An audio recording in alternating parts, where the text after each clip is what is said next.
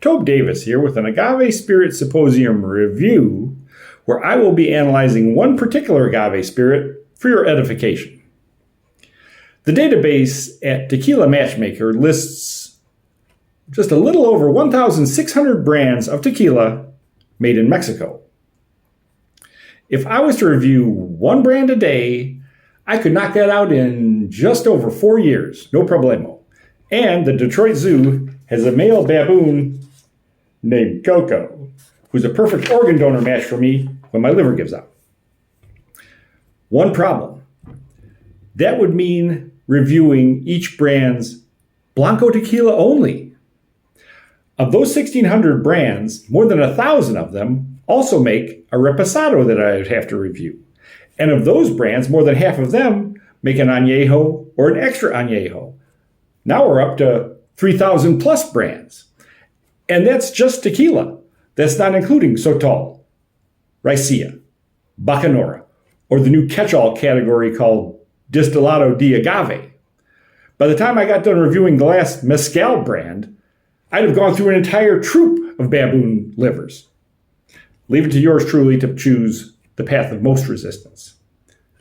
But since the journey of 1,000 miles begins with the first step, today I will be reviewing Hacienda de Chihuahua's Sotol Plata.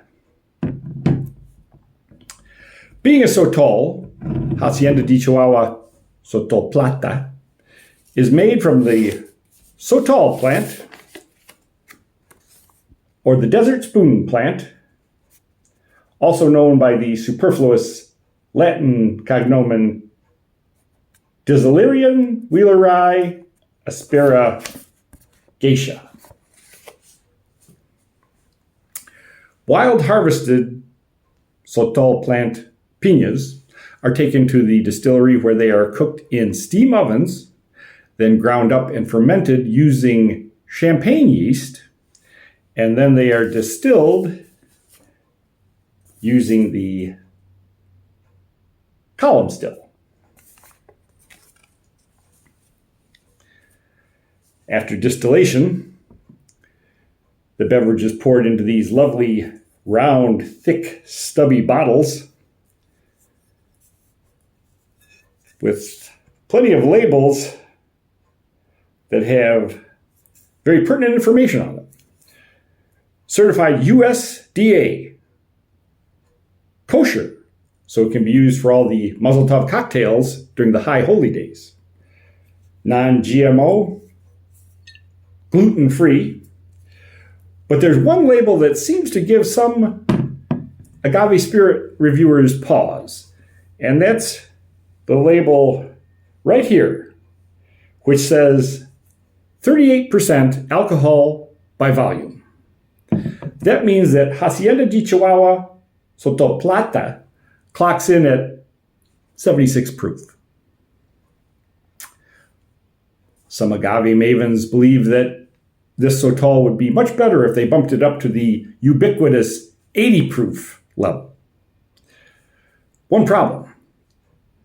There's another label on here which seems to negate what they're saying, and that's the label right here, just under their logo. And that label says, established in 1881. They've been making this Sotol this way since 1881. Since Billy the Kid days. So a bunch of millennials, Gen Xers, and baby boomers are going to tell these guys how to make their Sotol? I don't think so. Doc Holliday might have had a shot of this Sotol just before the gunfight at OK Corral.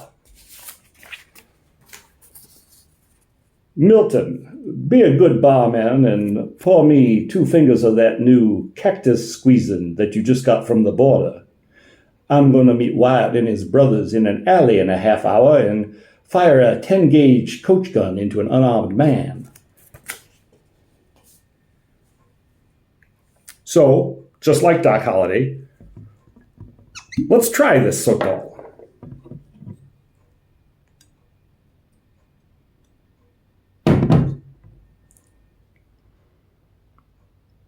Nice sweet aroma.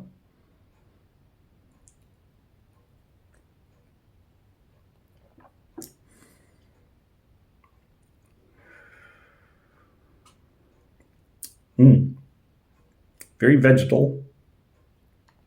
The flavor, it's kind of complicated, but the flavor reminds you of the scent of a newly mown lawn, if you can understand that. Sweet.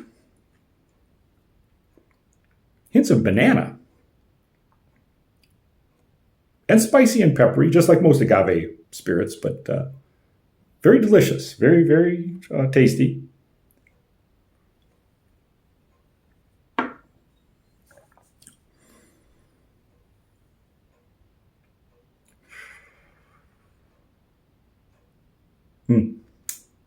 Marvelous.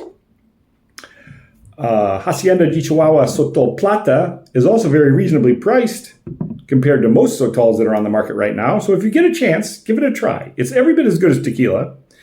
In fact, the motto of Hacienda de Chihuahua is, like tequila, love sotol. This is Tobe Davis saying, adios, amigo.